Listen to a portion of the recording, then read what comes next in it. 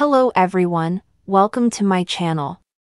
Please subscribe and keep watching more details. Kevin O'Sullivan on inventing Dirty Den on EastEnders and being the anti-Big Brother correspondent. The veteran journalist has done it all, from working for all the biggest papers on Fleet Street to interviewing the biggest movie stars as a showbiz correspondent in Los Angeles. Kevin was also a TV critic for The Mirror and showbiz news reporter for The Sun, and therefore has plenty of fond memories during the heyday of watercooler telly moments, namely from the world of soaps and reality social experiments. In the early 80s, the one soap that ruled the roost was Coronation Street, but that was all about to change as a BBC series was about to have its debut. EastEnders began in 1985 and grew with the popularity of its tabloid coverage, and according to Kevin, he's to thank for coming up with arguably one of the most recognizable names in all of TV. Describing the advent of EastEnders as one of the biggest stories he covered in his time covering the small screen, the talk radio told My 80s Playlist host Steve Denier that the creators of the soap owe me a drink. After editor Kelvin McKenzie was interested in covering Albert Square instead of Corey, Kevin made it his mission to gather as much information on the show as possible, and that included getting major scoops on upcoming storylines.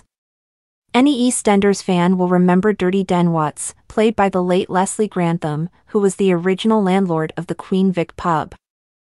"I invented Dirty Den," Kevin revealed while discussing how he got ahead of the curve when it came to one of the biggest storylines in EastEnders history. The big guessing game was that Michelle, Fowler, was pregnant. So Michelle was pregnant and the big thing was who got her pregnant? I got the info on the day the big episode was going out, so I was able to do it for the first editions, while other reporters had to wait till the show went out. I banged it out earlier and for some reason, I can still remember what I wrote. It was, the answer to telly's most talked about teaser was revealed last night. Dirty Den, the Queen Vic landlord done it. Dirty Den became the national name for Den Watts. Also on his most memorable moments was becoming the anti-Big Brother correspondent after former Mirror editor and Talk TV co-star Piers Morgan wanted to pour a bucket over its major launch in 2000. Of course, Big Brother also became something of a telly behemoth, but Kevin spent his time hurling every insult at the show. "It was great fun," the broadcaster shared.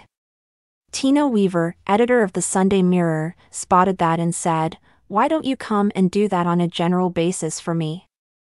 I did for the next 12 years. I've always said about being a TV critic, there aren't many jobs you can do in your underpants. Which is what I often did, sitting around in the summer with a pair of shorts and nothing else on, just watching all these TV. Don't get the impression I actually liked The X Factor or Britain's Got Talent. All these kinds of shows are not really for me, but professionally, those were the programs I feasted on.